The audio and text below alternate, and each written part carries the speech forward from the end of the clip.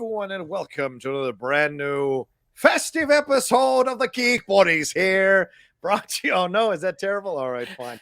Welcome to another brand new episode of the Geek Buddies.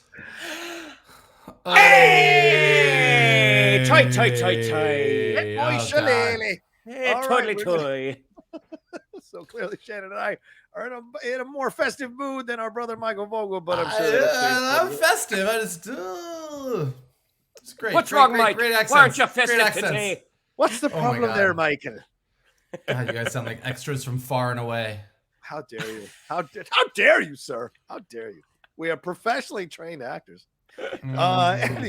Anyway, we're going to talk about so many things here today. Get into some big news going on in the world of entertainment, in the world of geekery for sure. We'll talk a little bit about the Darth Maul situation with Kenobi. Going to get into the Ms. Marvel trailer. Going to break that down a little bit. Get into some Kirk casting news and talk about some trailers as well. Maybe some other stories that pop up as we talk about these subjects as well. But let's introduce ourselves first. I'm the Outlaw John Rocha, writer, producer, and host here on the Outlaw Nation and the Geek Buddies. I am Michael Vogel. I'm a writer and producer of animated TV shows and movies. And this is Shannon McClung. I'm an animation writer and a television actor where you may have seen me on The Goldberg, Silicon Valley, and Brooklyn Nine-Nine. And right now you can actually see all three of us on the newest episode of Settle the Score with Matt Nost and Andy Merriweather. Wow. Promoting the show. I wonder why. And shout out to Wendy McClendon-Covey, who spoke out for the first time on the Jeff Garlin situation on your show, The Goldbergs there, Shannon McClung. Very interesting comments from Ms. McCovey for sure. So yeah, I mean, she was very clear. Like it's tough to have someone here who doesn't want to be here and wants to leave mid-scene. So yeah, there you go. Very interesting stuff for sure. We shall see how that show keeps going if they go into a, can you believe it, 10th season. I didn't know there were 9 seasons of that show. I thought it was only 3 seasons. Crazy to think how some of these shows survive for years and reels. Like Rules of Engagement, that show with David Smith. How did that show survive for 10 seasons? It's mind-blowing. Anyway, that's not what we're here to talk about. As I mentioned, we're here to talk about these things. And the way the show works, for those of you who are new, thank you very much for taking a chance on us. For those of you who are coming back every week, thank you so much for staying on the Geek Buddies train. Each of us brings up a geek news item. We talk about it amongst ourselves for your enjoyment. We do 3 news items and take a break and jump into our main topic. And our main topic is going to be breaking down the Ms. Marvel trailer that dropped earlier this week from Disney Plus and from Marvel. All right, Michael Vogel, I think you have the first subject today. I think I do. Speaking of Disney Plus, so we discussed the Kenobi trailer last week. Everybody's very excited about it coming very, very soon to Disney Plus. But someone who's not as excited is poor Darth Maul. Hollywood Reporter reported that originally Darth Maul was supposed to be one of the main antagonists of the Kenobi series. And back when they put a pause on everything, we heard they weren't necessarily happy with the scripts. They kind of went and retooled some things.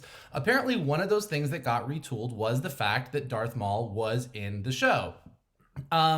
Basically, they reported that Hossein Amini, who was the original writer who worked with Deborah Chow on the 6-episode series, said that he did put Darth Maul in the show, but that when Dave Filoni and Jon Favreau, who were coming off Mandalorian, saw the scripts, they had a couple concerns. Not only Darth Maul, but also that that Obi-Wan Kenobi series was a little lone wolf and cub, which Mandalorian was as well. Sure. And that they kind of encouraged Deborah Chow to go bigger, and that it was Filoni who kind of came up with an idea of how to bring Vader in. So what it really seems like here is that Kenobi traded Darth Maul for Vader and Inquisitors.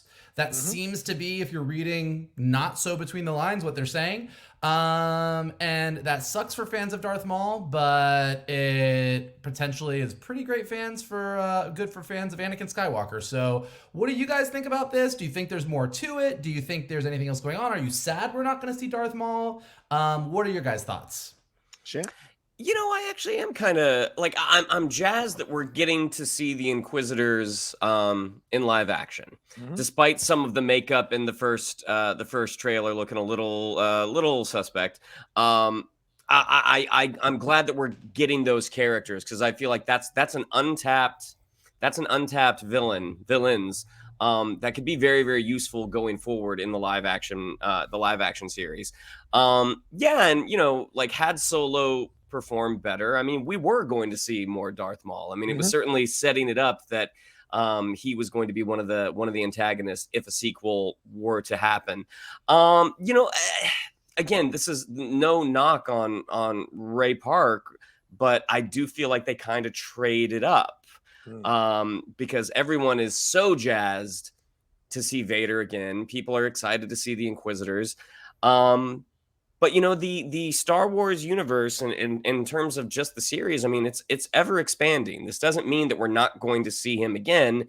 It just means we're not going to see him right now. So even though like it would have been cool to see Ray Park getting to play that sort of older Darth Maul or just Maul, and would probably need to have his voice dubbed over again. It would be nice to see him, but I think it's going to be a little cooler getting to see Vader and the Inquisitors. Yeah, I mean, further on in the story, Mike, it says that Filoni and Favreau pushed Deborah Chow and the writer to go further, to go even bigger. And those concerns made their way to Lucasfilm and Kathleen Kennedy. She pushed the pause button on this. And then Joby Harold was brought in to now write this. And they recast the young Luke Skywalker with another actor who's only done one thing, an episode of Creep Show. And they moved Maul out. Now, the timing of this, and I know we had our talks on text, but I got to bring this up. The timing of this is interesting. It's 2020 when this is happening.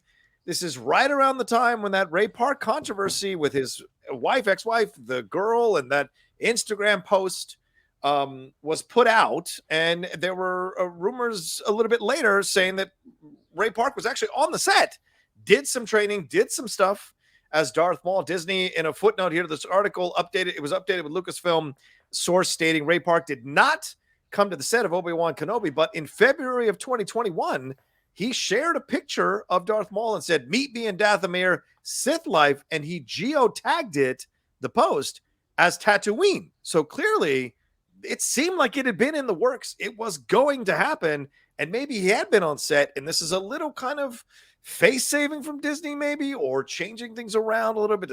And maybe it's as innocent as this. It wasn't working. We're going to go with Darth Vader. We're going to bring the Inquisitors in to kind of keep a little synergy action, have some new characters in this rather than the old Maul, the old Vader only. We're going to bring some new antagonists in. It could be that simple, or it could be something more where the stuff with Ray Park, they were like, yeah, we're not going to deal with that. Let's move him out and let's move on to something else. And I would argue, and maybe I'll get in trouble with this, I think people would be more happy to see Sam Witwer come in and do a live action Darth Maul than Ray Park. But that's just my 2 cents. Oh, I think that's absolutely true. I mean, I would say kind of to Shannon's comment about, Ray Park needing to get his voice dubbed. Like, I do think that of the people that have taken ownership of Darth Maul, I think that has shifted since Force Awakens came out. Phantom Menace came out. But I think Sam Witwer much more owns Darth Maul in people's hearts now, maybe than anyone else who is mauling around town. As far as the controversy, like, sure, maybe that did play some kind of role in it, but I really do think that the most important part of the story is the go further, go bigger. I mean, I think probably what happened is, I think a lot of writers coming in, a lot of people coming in to like craft these shows that are taking place in parts of the Star Wars universe, there's probably an impulse to keep things a little contained because there's a lot going on in this era and you're not sure where you're allowed to go. I don't think you can go all the way up to Vader because you're like, well, when you get to New Hope, it seems to not know where he was, so we have to keep that hidden. But we also know if you watch Rebels that Darth Maul didn't really know where Obi-Wan was. So I think there's kind of like, I think there was a little bit of maybe, oh, well, we've covered some of this territory in Rebels already. This is a bigger story. I think we can make this a much more epic thing. And just based on the trailer that we've seen, having Inquisitors coming all the way from the Emperor to kind of be running around trying to hunt down Jedi feels like a bigger story. So I kind of think that's probably more likely what it is, but I mean, we'll probably never know. Now, just to throw something out to get your guys' thought, because I certainly have my opinion. It seems like there was maybe a development executive dropping of the ball that happened when you have the Mandalorian come out, and then with those Lone Wolf and Cub vibes, and then you have a very similar vibe in another show that's in active development, and that it took Favreau and Filoni reading those scripts and being like, this is kind of similar. I mean, what do you all think about that? Like, that's surprising to me. Are you trying to tell me that you're surprised they didn't have a plan? And talk this stuff? Is that what you're trying to say? I feel like that's what you're trying to say. It's less that they had a plan, and it's more the development executive in charge didn't identify like, hey, these two things are very similar. Maybe we should not do something exactly the same. I mean, Michael, I'm sure you're going to speak on this, but like for me, this sounds like you didn't have a plan. You should absolutely have this shit on the board. This is what this series is going to focus on. This is what this series is going to focus on. This is how this series is going to focus on that. This is how this series is going to focus on that. And the stream should not cross, but I don't know. Is this unusual? No, it's not. I mean, look, here's the thing. No development executive is going to tell Jon Favreau and Dave Filoni that they need to change anything in Mandalorian. Like they're not, hey guys, I know that you've got the keys to the kingdom, but maybe don't introduce Baby Yoda because we have this other show in development. I don't think that's a thing that would happen. And also, if you're developing a show about Obi-Wan Kenobi, what are you going to have him doing at this era in his life? Yeah. He's probably going to be watching Luke. Yeah, but watching Luke and Lone Wolf and Cub, those are different things. No, but this is what I think happened. I think that it is natural to have a Kenobi series be about Kenobi watching over Luke, maybe having some interactions with him, whatever. And then Filoni and Favreau wanted to go do Grogu Din Djarin, which I think we're all very happy about. And I think you just reach a certain point where you're like, oh, and maybe the development executives didn't feel that it was too similar because Obi-Wan Kenobi watching over Luke is kind of probably what the marching orders were. But then Filoni and Favreau came in and were like, no, we don't like this. But then probably the response was, well, it's Obi-Wan Kenobi. Like, he's watching Luke. And they were like, okay, well then let's go bigger. Like, but this is about more than that. This is about this. This isn't just about him watching Luke. This is about he's lost his way. He doesn't know what kind of person he wants. Like once you introduce more elements, like, oh, well, you can have Inquisitors. Let's dive into Kenobi and Skywalker. Let's do Anakin and Obi-Wan. Like, let's get into some of this stuff. Then it becomes less about I'm watching Luke, and it becomes a different thing. But you sort of needed permission from those guys to like open the toy box and say, well, here's some more action figures, use them. So I think I don't think that it's necessarily a nobody noticed that these things were happening. But like I said, you're not going to tell Filoni and Favreau no. And I think it's natural to assume that Obi-Wan Kenobi would be watching over Luke. And then when those similarities were brought up, that's where you were like, okay, well, let's add some more cool shit then. Yeah, well, I feel like one is babysitting and one is actually taking the person along on the adventures, right? And I think Lone Wolf and Cub is taking the person along with the adventure, whereas Kenobi is more safeguarding or watching over Luke Skywalker. Not that Mandalorian isn't also do the Grogu, but there's a different element to that versus a Tatooine-based Luke Skywalker who does not go out on star adventures with Kenobi. So, but I understand the concern and the worry. And in the end, it's a positive move to go bigger because we've got Vader, the return of Hayden Christensen. We've got these Inquisitors that we're going to get to be a part of Kenobi. So in a way, and I don't think we're done with the surprises of who is going to show up in this series. So if going bigger, already there, the Emperor is supposedly seen in the trailer. So this going bigger thing could have been something that might be something rather that works out in the positive for Kenobi for sure. Yeah, and there were certainly a lot of surprises in Book of Boba Fett, so fingers crossed. That's true. Very, very true.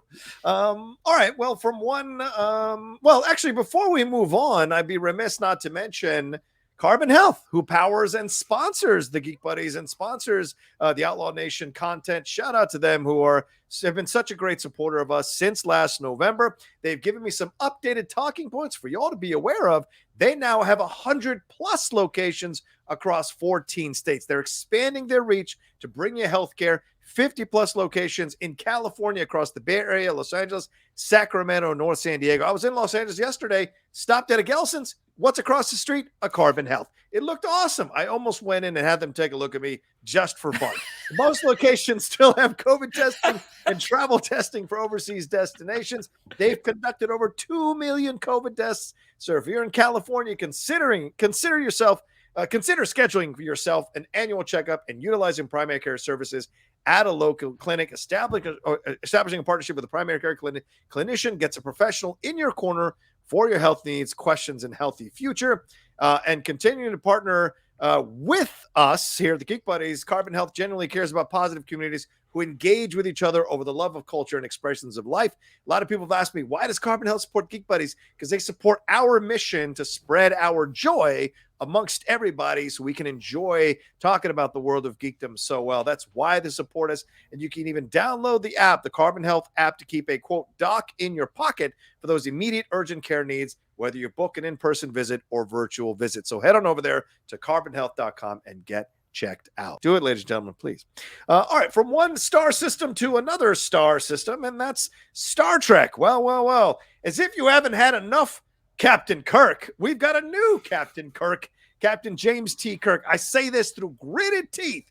We have a new James T. Kirk. Star Trek Strange New Worlds has cast actor Paul Wesley from Vampire Diaries in the role of Captain James T. Kirk. Just when I was getting used to Chris Pine as James T. Kirk, we have a new, younger James T. Kirk coming into the position here. He was actually on a plane ride with William Shatner and took pictures of William Shatner without knowing he was going to be Kirk down the road. Kind of like Tom Holland manifesting that Spider-Man thing on the set with Andrew Garfield, which is really interesting. Alex Kurtzman released a statement saying, Paul is an accomplished actor, an astonishing presence, and a welcome key addition to the show. Like all of us, he's a lifelong Star Trek fan, and we are excited by his interpretation of this iconic role. Now, we also have Christopher Pike, obviously with Anson Mount playing that character that's also been played by Bruce Greenwood and also played by Jeffrey Hunter in the original series. And we've got a new Spock as well here. So we've done that in this whole series. But are we getting to the point where enough is like we're reaching back for Maul and we kind of nixed that idea, reaching back for another James T. Kirk with a Spock already on this ship? This is some interesting crossing of the streams for me that I'm not 100% happy about. And I don't know if the timeline matches up necessarily in the timeline that you're in. So, gentlemen, is James T. Kirk an untouchable thing? Or are we going to see more and more people? And are we going to keep being cast as James T. Kirk? Are we going to explore this more and more? What do you think about this idea, Mike or Shannon?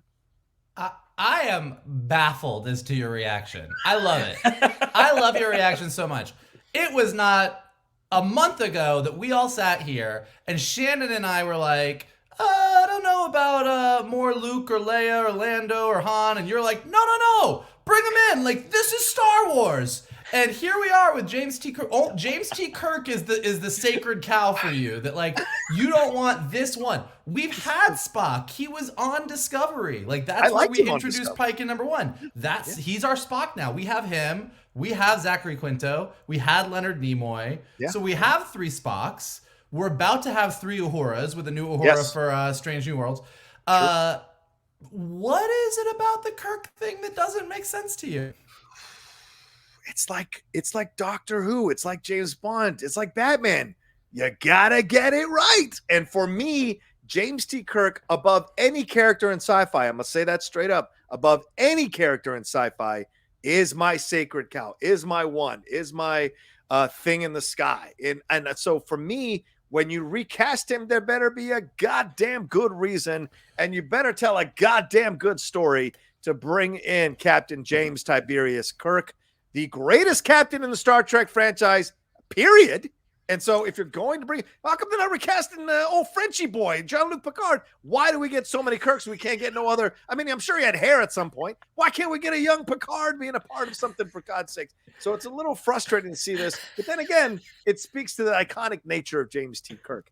And as for the Star Wars stuff, we've seen enough of James T. Kirk, whereas I think there's still more stories to tell with Han and Luke and Leia, and I don't think we should be afraid to recast those roles.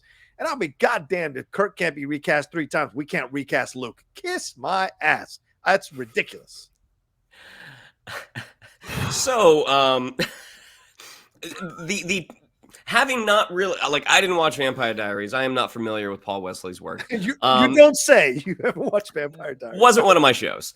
But looking at his IMDb and looking at his at the photos on his IMDb, it's interesting because when they cast Chris Pine, it was like he didn't look like Shatner at all. And they're like, we're not trying to do that. Like he's doing his own thing. Like he did not try to do a Shatner impersonation. I mean, he brought his own flavor to that character. And for my money, even though I thought the movies, there was a law of diminishing returns, it had nothing to do with the cast. I thought the cast across the board knocked it out of the park. And I think Chris Pine is a big reason for that. Paul Wesley, to me, definitely has a Pine-like aesthetic. Like he definitely reminds me of Chris Pine. So, in terms of what the show, his casting is like, okay, great. He's a handsome young guy playing Kirk. I'm more, again, not being a Star Trek guy, I'm more with John, like, what is this timeline? Because there is the original series with the movies. I think it's called the Kelvin timeline. Those are the Abrams movies. So is this a third? This is the original timeline. No, this is still the original timeline that they're working with. This is why it's confusing, because there's going to be a Christina Chong was announced as playing series regular Lone Noonien Singh, who is related to Khan. So this idea that he discovers Khan for the first time in Space Seed, this is where I find the timeline has got to really do some jumps here to make it correct. And also Spock encountering a relative of Khan, serving with a relative of Khan. How come he doesn't bring that up at all in Space Seed? This is where it gets dangerous for me to start messing around with this stuff. First of all, look, they might mess it up. We all know that the first season of Star Trek Discovery made some errors that had to be retconned down the road. But I think that, Christopher Pike was the captain in the original pilot of Star Trek, correct? Absolutely. Yes, he was. And then that pilot didn't work. And then they recast him as Kirk. And now in sort of Star Trek history, and like what we're dealing right now, is that Christopher Pike was the original captain of the Enterprise, and at some point Kirk replaced him. So timeline-wise, having Kirk be around at this period of time makes perfect sense. Sure. He is certainly around. There's nothing weird about it. I might be wrong on my original Star Trek, and John, you probably know better than me, but aside from later in Star Trek seeing Christopher Pike in that rolling spa that he was in, whatever his little wheelchair thing was. What was that thing? Yeah, that's from the Glass Menagerie, yes. Right. Yeah. But do we ever really know, because it was a pilot that got replaced, like we never know what the transition was. We never know, like that period of time, like when did Pike come off the Enterprise and when Kirk came on the Enterprise? That's all open territory, right? Yes, it is. It is very much so. Yeah, the accident happened to Pike. He ends up in that thing, but eventually Kirk comes in to take care of the Enterprise and then comes back to help him go and end up on that planet. Yeah. Right. So the Khan thing will be interesting, because I don't fully disagree with you that definitely is okay, well, how does that work? I imagine they have some kind of plan for it. It might work, it might not. But as far as like the weirdness of it, I was like, we know that there was this that Pike was a captain. We know Kirk is the next captain, and we don't know that story. So if they're like, hey, here's a story that we can tell that people will be into, because this is a part of Star Trek history we haven't covered, like that's interesting to me. They could totally knock this out of the park. Listen, for all my complaining and all my bitching about it, it's just because I love Shatner so much and I love James T. Kirk so much. If it works, no one's going to be more happier than me, because I like the stories if they work. I enjoyed, Chris Pine, when he was cast, I was initially and then when I saw the trailer, I'm like, oh yeah, I'm in. This is absolutely Kirk. And then seeing the movies, he was great. And so I hope this works. And this is the first new Star Trek thing that has come out where I've been incredibly excited to see how they do it. Discovery certainly had me interested because it was new Star Trek. Certainly Picard had me interested, but I'm not a big avid TNG watcher, but I like Picard and I enjoyed a couple of the movies. So I was curious to see how they're going to make it work. I'm not enjoying the second season so much.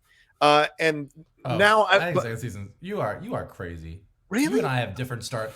The pilot was whatever, but the second episode was great. Are you telling me it's but better? The second episode was great. The second episode was like, Star Trek 4 meets Star Trek First Contact meets Days of Future Past. Like, I was all into it. Okay, because I did about 35 minutes of that pilot. I was like, I can't do this. This is terrible. So maybe I'll power through it and get to the second episode. And you might be right, Mike. So, but this is my Star Trek. This is my timeline. This is the Star Trek that I grew up on. Original series Star Trek, Pike, a young Spock, all of this. This excites me. Rekka Romaine. This excites me. So I want to see how they weave Kirk in here. And I imagine we're not done with weaving in some of these characters or planets or areas that have been around in the original series and seeing how that's going to work as well. Because it would be interesting how they do that, Mike. Because I mean, the 5-year journey, I can't imagine they're repeating the same planets. That doesn't seem to make sense. So, but maybe these characters they may run into, because we did have Mudd in the first season of Discovery with Rainn Wilson reprising that role. So it's possible to see other characters here in this timeline that could work. We'll see. Yeah. Yeah. All right, fine. We can recast Luke and Leia now. Everybody can get over that shit. Let's move the fuck on if we can recast Kirk 3 times. You're so angry. I'm just give me another Jean-Luc. Let's see the TNG people react to a new Jean-Luc. Let's see what they would feel like. But they haven't. If you're gonna do young Jean-Luc, I hate to tell it to you, Patrick Stewart is a hell of an actor, but he's not playing a 20-year-old. So if you're gonna do it, you're gonna have to recast him. Yeah, let's do it. But to be fair, though, 100%, I've enjoyed the recasting across the board the whole time. You know, I've really enjoyed it. I think Anson Mount has done a great job picking up for Bruce Greenwood with the Pike. I really enjoy the new Spock. I don't know his name yet. I think Zachary Quinto did a great job. So I like that Spock on Discovery. So for me, casting wise, I like the choices they've made. I just get worried. Don't mess with Kirk, man. I'm just saying. All right. Anyway, sorry. For all of his overacting and hairpiece-ness, like, he is your guy. That is your man. I'm gonna let you go with that one. Shots fired at St. Patrick's Day. As if Mark Hamill's like the greatest on-camera actor. All right, let's keep going. I mean, I'm not gonna argue that one. Good voiceover actor, though, for sure. All right, where are we off to, Shannon? Let's save us out of this. Take us out of this. We're going to trailers, and everybody leave your guns at the door for the trailers today. So I think this might be the first time that all 3 trailers are for a streaming series coming up. 2 of them, it's for both series' 3rd season, and 1, it's a brand new series. But to start, we're going to talk about the teaser for the 3rd season of Barry. So this is the Emmy Award-winning Bill Hader, Henry Winkler, Alec Berg, Stephen Root. When we last left Barry, we left him in a very, very dark place. So it stands to reason that this trailer, even though Barry is a comedy, for the most part, it's a pretty dark trailer, even though we do get some lighter moments courtesy of NoHo Hank. Yeah. But the last season of Barry, it concluded in 2019. Like, it has been 3 years since we've had a chance to catch up with these characters. So I certainly liked seeing them again, even though it doesn't give us a ton to go on. But gentlemen, what did you all think of the first look of the 3rd season of Barry? Mikey? I watched the trailer and my reaction was, oh, I have to go back and rewatch Barry. A lot has happened since I finished season 2 of Barry. Yeah. There was a pandemic. There were marches. There was a lot of things. There was an election. There was an attack on the Capitol. I have forgotten some things, but I was very excited by the trailer. I'm glad it's coming back. I am going to go and at least do a little rewatch of like the back half of season 2. And it reignited the fact that I have a very weird crush on NoHo Hank. I don't know why. I do not know why. Something about him, that little bald head. I got a crush. Mm-hmm. Well, I mean, look, we only got 10, 15 seconds, would you argue? 10, 15 seconds of actual material from season 3 at the back end of kind of giving you the background. But, I mean, let's look at the face. This is an older Barry. This is a Barry who's been through some shit. And so it seems like from the scenes that we got in those maybe 15, 20 seconds, that this is a Barry who's going to come back, who's a bit more closer to the unstable Barry than the peaceful Barry. And that could lead to an incredible amount of interesting moments in the show and explosions in the show in terms of his anger, in terms of his killing. We've seen him kill when he needs to kill, and we've seen him hide it from a number of people when he needs to hide it from a number of people. So he's a powder keg.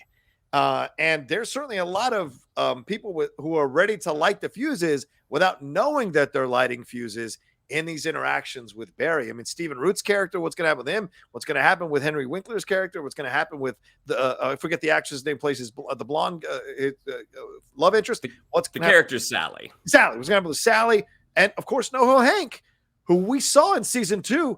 NoHo Hank can turn it on a dime when he has to get ruthless. So is there a cataclysmic Hank versus Barry battle coming? I wonder. I mean, I don't think it's going to be a battle. Like, again, when we last left them, there was a Chechen replacement coming for NoHo Hank, which, due to the acts of Barry by the end, I don't think that replacement is going anywhere, but I don't think they're necessarily going to send Hank back to the homeland. You know, the whole idea that Barry... It's funny that you said, you know, there's a fuse and he's after Fuchs. I mean, Fuchs and Fuse. I thought that was funny wordplay. But the cast is just comedically, it's just so stacked. I mean, as you guys mentioned, NoHo Hank. I mean, Anthony Carrigan. He does such a tremendous job, and I believe he played Zaz on Gotham, which Gotham I was not a fan of. You know, but you look at him, you're like, all right, there's something to this guy, and just the unwrapped president of comedy he ended up being. Like, the show is just delivers on so many fronts, and it's one of those shows that I cannot wait to watch again. And its 3rd season is going to debut on April 24th on HBO. Gotta go catch up.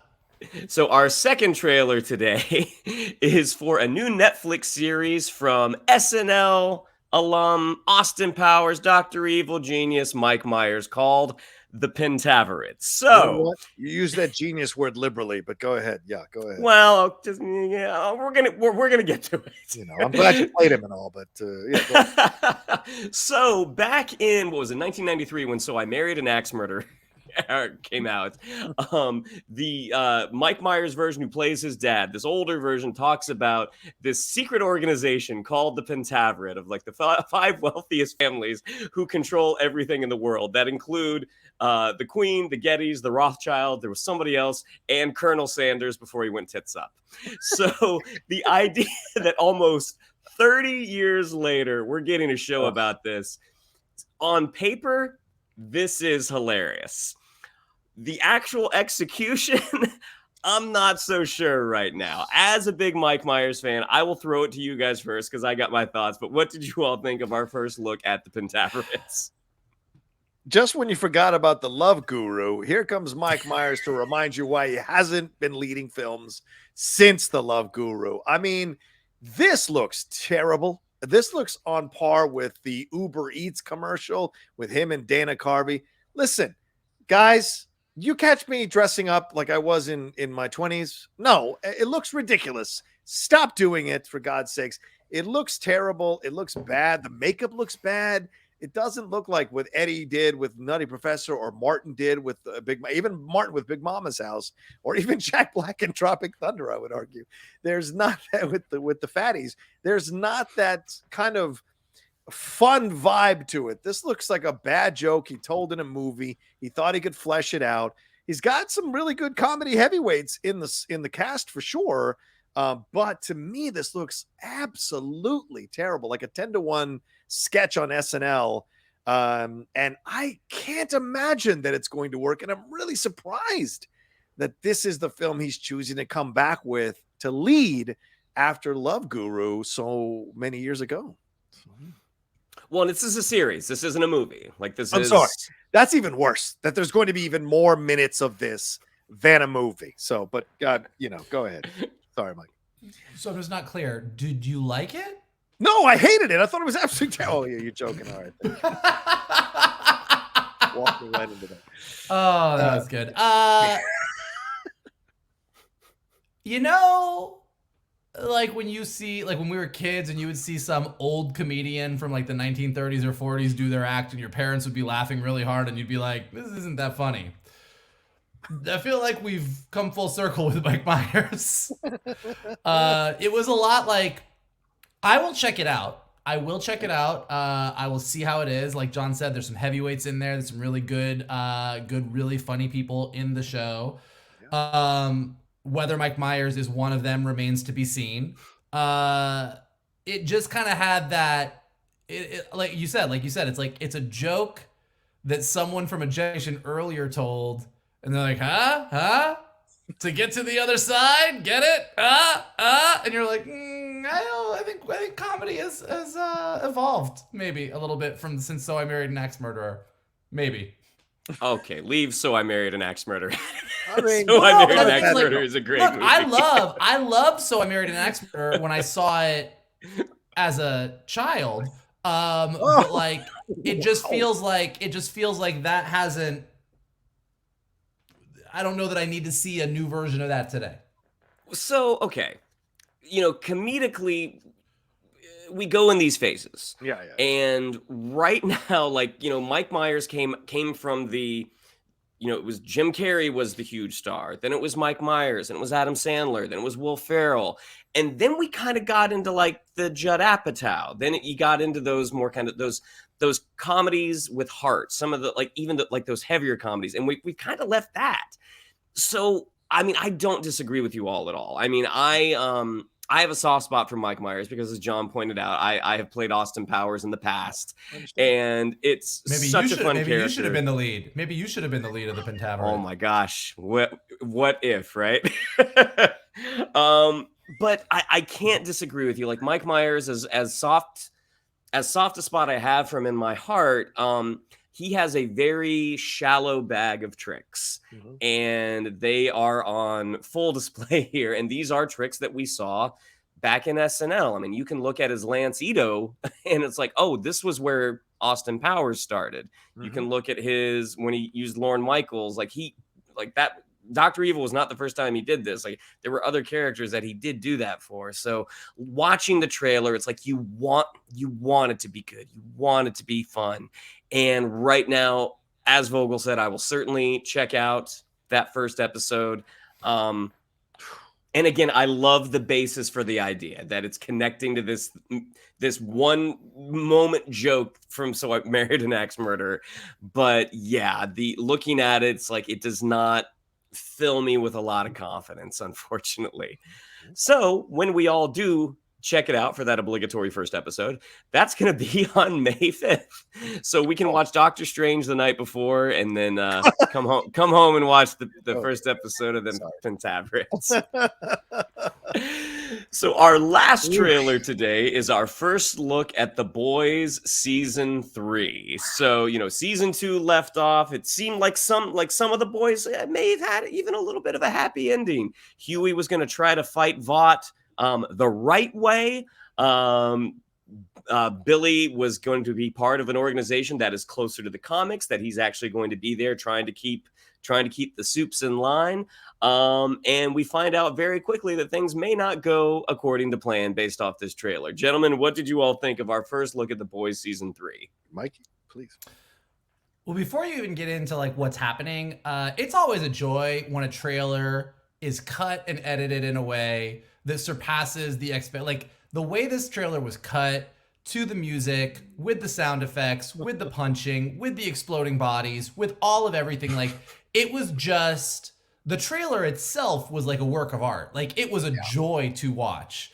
Then on top of that, just seeing all these characters and just realizing what an amazing show and what an amazing bench of characters that you're very, very interested and invested in. They've built over 2 seasons. I'm so stoked for this. Like I think this show, The Boys as a comic book, is one of those things that when I heard they were making it into a series, I was like, maybe like it's an interesting comic. Like it's definitely a very specific taste. I don't know if they'll be able to land this plane. And then in my opinion, the series far surpasses what the comic does. I think the series, as a commentary on society, as a commentary on our obsession with superheroes, and just as a really, really funny, engaging, interesting world and universe, like, I think they've done an amazing, amazing job. And when you look at the trailer and see some of the things that are in here, like A-Train, like running in between like protesters and police with his little can of soda, like, oh, they're clearly gonna continue to really, really go for the social commentary, and I'm super here for it. Like, I honestly cannot wait to dive back into all of this. Yeah, I mean, and just like any good season of The Boys, it's topical as well as telling its overall story, right? This idea of the protests, that's certainly not that far away from our mind. So seeing that pop up here, and as you said, kind of having that booty juice moment from Tropic Thunder here, pulling out his can to promote himself, the song, the sexual references, that even the Nebbish dudes getting some sex in the bathroom there, the gore and the bloody violence. Once again, Jack Quaid's character suffering another physical injury to his body that looks pretty painful, but it's Carl Urban's character that's starting to kind of like, what is going to happen with him? We see his eyes glowing, we see him drinking the stuff, the void stuff, we see him spewing green vomit onto poor Jack Quaid. And so what are we going to get with that? Is he going to now become an antagonist rather than a protagonist, or at least part of the protagonist side of things? I don't know. And how much more are these new characters going to come in? Laurie Holden and other actors coming in to be these new characters in it. What are they going to add? Because these are older actors they're bringing in to pay these older characters. So what is their spot in all of this?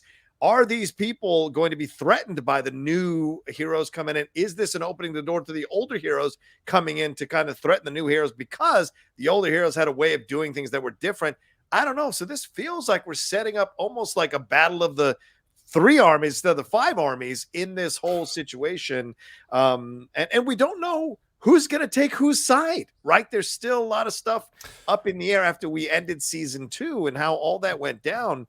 Is it Aya Cash? Is that her name? The actress who plays the character that is it Stormfront? Yeah, Stormfront. Like she is such a unusual character to have in all of this. So what is her role going to be? I'm looking forward to seeing her. So from the trailer itself, I think, Mike, you're absolutely right. This is an incredibly well edited trailer that gets you excited, full of moments that you can't wait to see in context of the show and what they're going to lead to.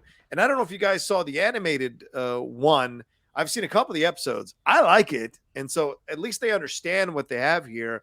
And of course, they're still kind of working through the college version of The Boys that they've now lost their 2 leads and are recasting, reworking. So clearly they have a very concrete idea of what they want to do. And they're building up the value of this IP in how they're presenting their version of The Boys. And I also agree with you, Michael, that it's far better than the comics, because when you go back and read those comics, they're pretty uncomfortable to read. This is a better interpretation of their overall point of the story that they were trying to tell in these comics. So yeah.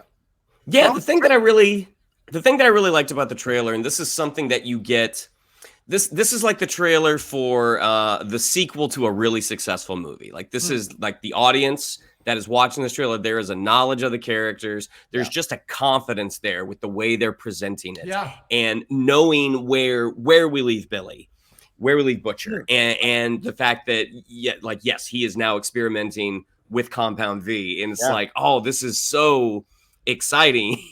And then getting our first look at Jensen Ackles' Soldier Boy. Yeah. And you think about where we left the 7. I think there's only 4 of them right now. Right. So there is definitely going to be there's a vacuum in the team, but also Starlight, Queen Maeve, they don't listen. They're not necessarily going to listen to Homelander. And is that what sets up Soldier Boy's arrival? Is like, we need a new leader. And like, we have this guy who, fought Nazis back in the Second World War, which Stormfront ended up being one. Yeah. And what stuff are we going to find out about him? I mean, it's just The Boys is just such a terrific adaptation. And one more thing, Homelander doesn't seem to be persona non grata anymore. after, all the events of the second season. I mean, killing all those people, being found out, and all this kind of stuff. Just like a certain somebody said they could walk down Fifth Avenue and shoot somebody and people would still support him. Maybe this is even being doubled down on even more with Homelander in season 3, that there are a swath of people that are going to be fully in support of Homelander's point of view in all of this, which would once again be topical, but also be part of a larger story that they're trying to tell. So very, very curious to see how that plays out too. Yeah, and the thing that I don't know what Amazon's going to do with this release, but what I really liked how they did with, I think it was the second season, is they dropped the first 3 episodes and then it went week to week. Yeah. So it's like you had time to, if you wanted to watch all 3 of them back to back to back, you could. Yes. I always like to watch them twice before we would talk about them. I like that. I like that strategy of giving you more than one at the beginning and then going to that week to week. Yeah. I think that's a good strategy. And we're going to find out how season 3 turns out starting on June 3rd on Amazon Prime. Hey. Gotta wait till June, man. All right. Well, let's take a quick break. Thank you so much, Shannon, for those trailer discussions. Let's take a quick break here, and we're going to jump into our main topic, breaking down and discussing the Ms. Marvel trailer that dropped earlier this week, right after this. Do, do, do, do, do, do, do, do. Do do do do do do ba dum bum bum ba da bum bum bum. That is the only music that is identifiable with what we've seen thus far. I apologize that it was less. I don't have choice. The dulcet tones of the weekend. More the execution, but I'll give it to you. I feel like we're missing some notes. I think what it was is it was a visual performance. If the camera had been on, you guys would be blown away. It's very possible. Very possible. Anyway, all right. Anyone who knows me knows I'm a dancer. True. Very true. Both verbally and physically. All right, let's jump into this trailer here that dropped earlier this week. I'm not going to say too much about it because I think Mike and Shannon can lead this a little bit better than I can. So it dropped earlier this week. It's going to premiere in June 8th, I think it is, for Ms. Marvel. It's going to be our introduction to Kamala Khan. I'm trying to really get that in my mouth. Instead of Kamala Khan, who's being played by Iman Vellani, and we're seeing her origin here, and we're seeing a lot in this trailer. We see some new powers, which I've already seen people being upset about, that they're not necessarily touching on the old or showing the old powers. The Inhuman situation is not being touched upon, it seems like, in this trailer, and we're seeing this kind of approach that feels to me very similar to Spider-Man Homecoming. She's a teenager. We see her drawing like little bubbles in the air. She's daydreaming. All of this is happening. Then she gets to become a superhero and how she uses that. But she's also like experiencing first love and finding these connections and realizing who she is and kind of figuring out how to use her powers, which is also very reminiscent of a Spider-Man story that we've seen a number of times. So, gentlemen, I throw it to you. What did you think of the trailer, and what do you think stands out? What really kind of caught your attention as you were watching it? Mike, I'll start with you. I think you're the biggest Miss Marvel fan of the three of us. Yeah, I mean, look, they have a lot riding on this. Like, Miss Marvel is a hugely popular character in the Marvel comic book universe, and someone that they really, really need to get right. I think my first reaction to the trailer, before you even get into like the content of it, was it looks a little bit different in the way it was shot than all the Marvel shows that we've gotten thus far. Kind of, definitely some variation in styles, but all kind of feel like they fit in that Marvel Cinematic Universe. Yeah. This one just looked a little bit more TV series to me. I just, in the way it was shot, in the sets, in the lighting, it felt, and I don't mean this as a diss, like I'm not, like I like a lot of these shows, but it looked more like a superhero show you might see on like the CW than something that looks like it fits right on like the big screen the way that WandaVision, Falcon and Winter Soldier, Loki, all the others do. So that was an interesting choice. Like, it definitely felt like a different vibe. But beyond that, I was by and large jazzed. Like, I did not think we were going to be touching on the Inhuman thing. Like, I assumed that given where we are in the Marvel Cinematic Universe, we're not all of a sudden going to introduce Inhumans only to have Kamala become an Inhuman. So I was curious to see what they were going to do with her powers. And I think that, what we've got, and it'll be really interesting to see how this ties into everything, is some kind of quantum or cosmic gauntlets. It looks like that she's getting her power from. So I feel like we're taking a little bit of a page from, a Marvel Cinematic Universe version of like Green Lantern's powers. Mm-hmm. It looks like she's creating some kind of light constructs that can do different things. We definitely saw her do sort of an embiggening fist, but with the light construct there at the end. So I think they're definitely going to try and like give a nod to the powers from the comics without her clearly having the same things. But the fact that she is a huge superhero fan, still there. The fact that she is a cosplayer, still there. The fact that she is obsessed with Captain Marvel, still there. And the fact that her sort of inspiration for the type of hero she wants to be is Carol Danvers, still there. Not just in the cosplay that she wears, but even in her jacket, which is when she's like looking out over the city, she's wearing basically a copy of Brie Larson's jacket from the Captain Marvel movie. So like that part is still there.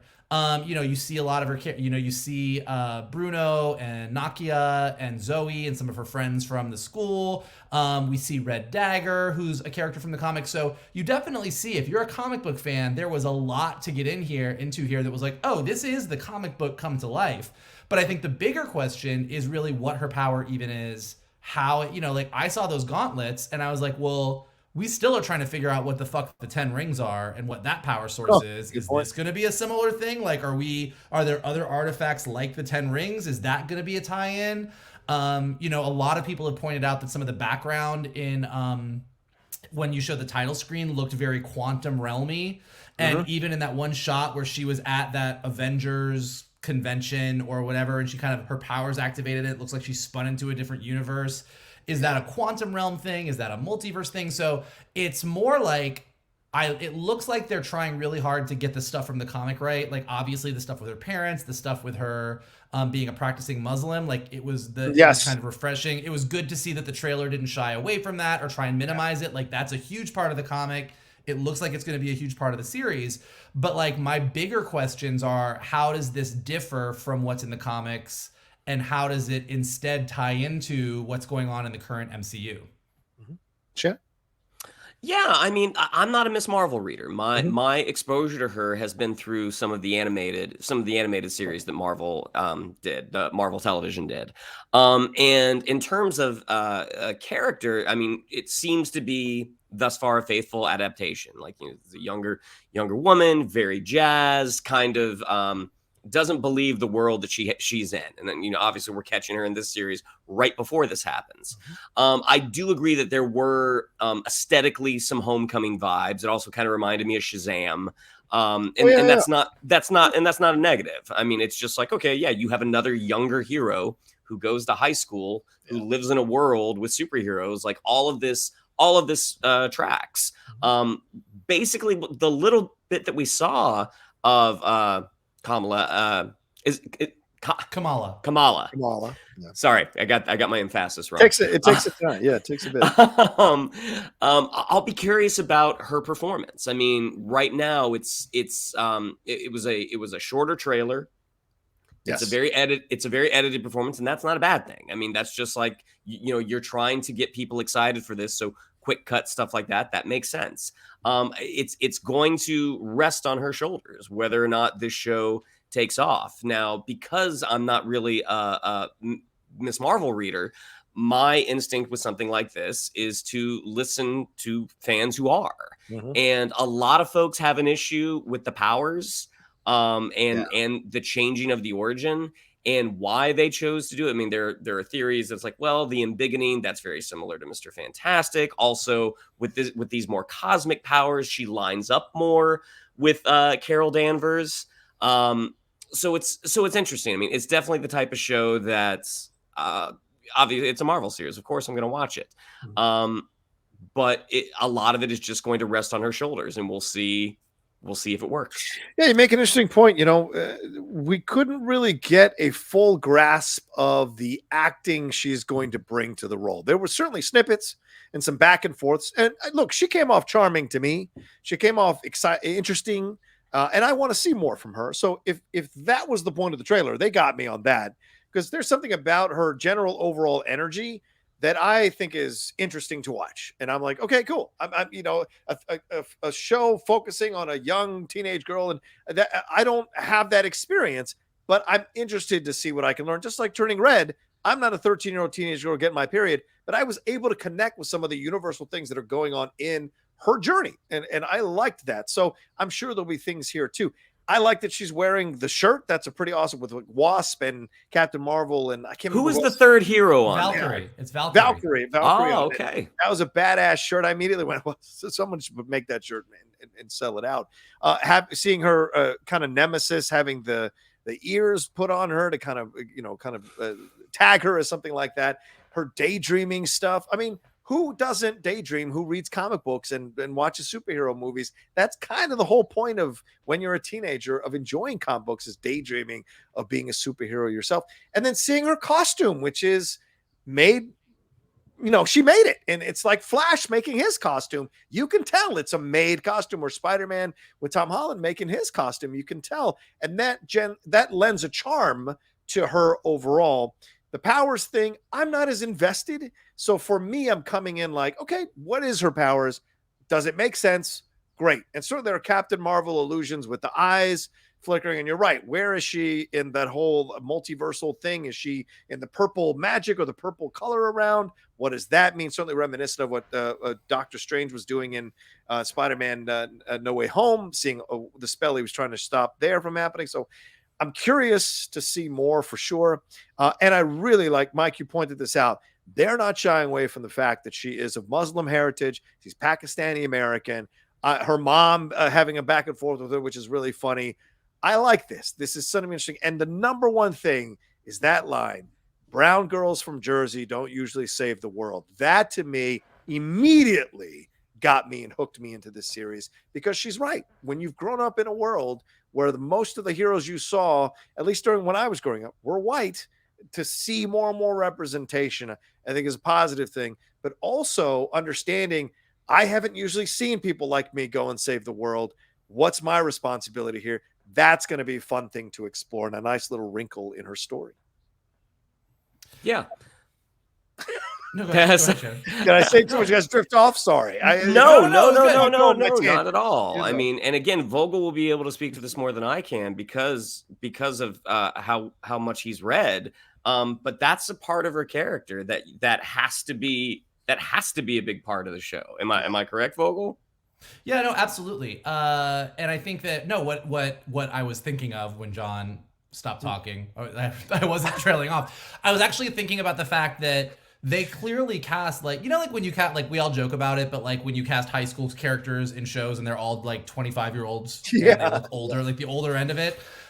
You think about this actress, this version of Kamala standing even next to Tom Holland, who's kind of the youngest hero in the MCU right now, and she looks significantly younger than he does. I mean, she really looks like a young high school student. So in addition to, it's not a brown girl from Jersey that gets to save the world, she really is kind of the kid of the Marvel universe, which I think is going to be really, really interesting. I mean, obviously we know we've got Young Avengers coming in, but even Kate Bishop, Haley Steinfeld, also significantly older. Like they're really setting Kamala up to be a very, very young member of this giant universe. And if it works for them, if she really is charming and engaging and feels like the Kamala Khan that we all want her to be, like, that's going to be a really, really interesting dynamic as she sort of takes her place into the bigger MCU, which I think is going to be really interesting.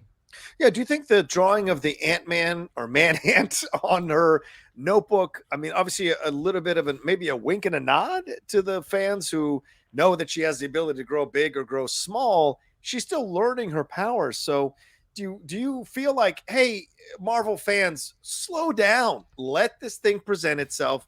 These powers that you come to know from Miss Marvel are coming. This is an origin story series, so there will be time for her to grow into her powers and realize what she can do.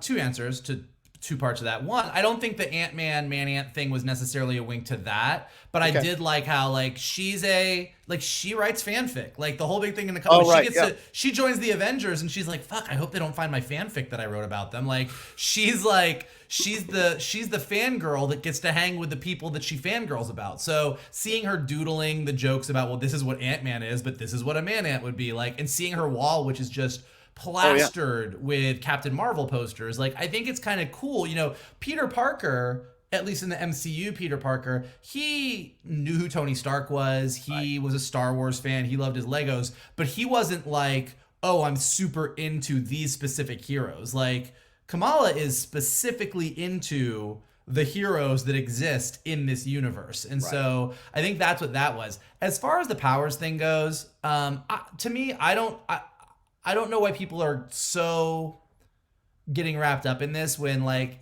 I said, like there's no Inhumans in the MCU. Like we can all argue about S.H.I.E.L.D. It's up on Disney Plus now. Watch Agents of S.H.I.E.L.D. all you want, but that Inhuman storyline never made its way into the bigger MCU. Like the MCU does not have people getting exposed to Terrigen mists and turning into turning into superpowered. Like it just doesn't happen.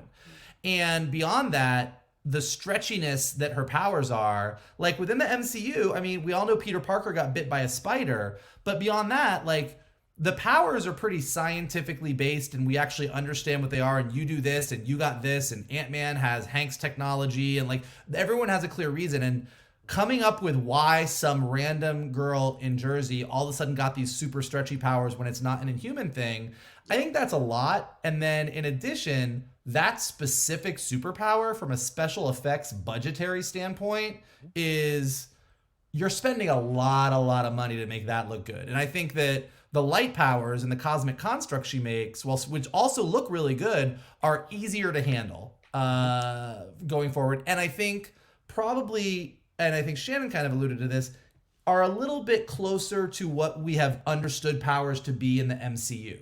Right. So that part doesn't really bother me. The fact that we did see sort of an embiggened hand and that she is going to be able to do some of the more signature things that we see in the comics just in a little bit of a different way, I think is cool. And I mean, it'll be cool to see how far they push that, but that powers thing doesn't bother me that much. Okay. And keeping her human by, having her have a crush on a boy. I think it's great. It's all that stuff can work so well to make her such an interesting, charming character. Oh, yeah, Mike. Well, on the other, when you said keeping her human, made me think maybe. I do think that there might be more to her origin. Like, we live in a world where the 10 rings, as I said, in Shang-Chi, like, they're clearly extraterrestrial in origin, or at least tied to extraterrestrial stuff somehow based on the post-credit sequence. We don't know what these, the gauntlets that she has, her bands, like we don't know what they are, what the origin is, but given the powers and the glowing purple stuff, it's either magic or it's alien. And given Captain Marvel and her background and her ties to the Kree, I'm going to bet that Miss Marvel's powers are more extraterrestrial in origin as well. And that gets into, is there more to her origin than we know? Is there something about her that makes these gauntlets only work for her? Like, are we getting into other things? I don't know that we will, because I think her being a Pakistani girl of 2 Pakistani parents who was raised Muslim is a big key thing. So I don't all of a sudden want to be like, you were adopted, you're really a Skrull. I don't think they're going to go down that road. But I do think maybe there will be more to who she is or her past than maybe we know from the comics. Like, there might be some fun surprises. Yeah, you landed in this field. We found you on a rocket ship. There we go. Well, let's wrap up that conversation here. That's coming out June 8th. It's streaming June 8th, and I'm sure we'll cover it here on the Geek Buddies. Maybe do some reviews and certainly see if we can rope in Emma Fyfe or Laura Kelly to come and join us for these conversations, or someone else, maybe even Wendy Lee, who'd I do the show with as well. So it'd be kind of fun to get a female's perspective, of course, which is necessary, I think, in reviewing this show, any show really, but certainly this one specifically. Real quick, maybe one line answers. Sydney Sweeney being cast in Madam Web. Do we think she is Spider-Gwen? No. That's what everybody seems to think. Yeah. So you say no? Okay. I'm saying no because I haven't read the article. Fair enough. I say probably. Okay. Wow. There it is. It's happening. Wow. 2 Euphoria under the Spider-Man tent. 2 Euphoria stars on the Spider-Man tent. Very, very interesting. Yeah, I think that's it. I wanted to bring that up. That was it. All right, let's get on out of here. Thank you all so much for joining us here on this episode of Geek Buddies. We appreciate it madly. Shannon, what do we have to tell them? Yeah, if you'd like to follow us on social media, on Twitter, it's at @geek_buddies, on Instagram at @the_geek_buddies. If you'd like to follow me on social media, on Twitter, it's at Shannon_McClung, on Instagram at Shannon the Geek Buddy. If you would like to follow Mr. Vogel, it is at MK2, and if you would like to follow Mr. Rocha, it is at The Rocha Says. Mikey? If you would like to hear John Rocha yell about his love for James T. Kirk more often, here is what you can do to make sure that happens. First, clearly, keep recasting James T. Kirk. But beyond that, subscribe to Johnny's Outlaw Nation page. Hit the like button below. Leave your comments. What did you think of these trailers? What do you think about Darth Maul not being in Kenobi? What do you think about Kirk getting cast for the third time? Let us know below. And certainly let us know what you think of the Miss Marvel trailer. What are your thoughts? Did we miss anything? Do you have any theories? What do you think about her powers? And if you are listening to us on Spotify or Apple Podcasts or anywhere podcasts are available, definitely take a second to leave us some stars, leave us some comments. It helps us go up in the rankings. And as always, the greatest thing that you guys can do is retweet this video, post it on your socials, and tell everybody to hang out with your buddies, the Geek Buddies. There you go. And one last thing, a big shout out again to Carbon Health, who powers and sponsors the Geek Buddies and the Outlaw Nation. As of March 14th, they are now available in 100+ locations across 14 states. 50+ locations in California, across the Bay Area, Los Angeles, Sacramento, North San Diego, and most of these locations still have COVID testing and travel testing for overseas destinations. They are very experienced with over 2 million COVID tests conducted. If you are in California, consider scheduling an annual checkup and utilizing primary care services at your local Carbon Health clinic. Primary care providers listen, follow up after appointments, and bring compassion to their everyday work. Find a healthcare provider that is an active partner supporting you in your efforts to feel better and live healthier. And that's what Carbon Health is all about. And they continue to partner with us here on the Geek Buddies because Carbon Health genuinely cares about positive communities who engage with each other, like the Geek Buddies, over the love of culture and expressions of life. Go ahead and download the Carbon Health app. We are a positive community. You heard it here. You heard it here first. Download the app and join the Carbon Health people, or go and check out the website, carbonhealth.com, and see where you can get your seen and checked up on today. All right. Thank you all so much for joining us. You guys are the best. And we'll talk to you next time with another brand new episode of the Geek Buddies.